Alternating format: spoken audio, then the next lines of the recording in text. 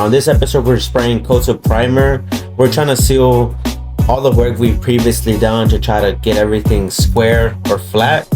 You've already noticed we went through a lot of shit, man. But here I am, I'm trying to stack it up.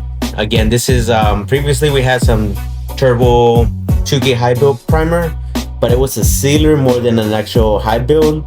But once I got that figured out, I got this.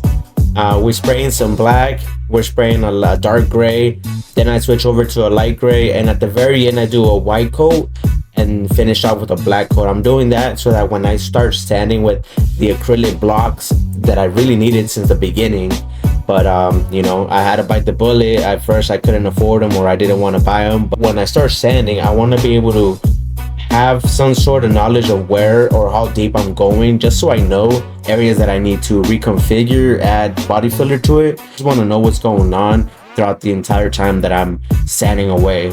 We are really hoping to get some of these kits completed this year. I can't wait to see these trucks rolling on the streets with rocking these new kits. But if you guys can do me a favor, if you guys can like, share, subscribe, that's the only way I can make this happen. If you have any questions, just let me know.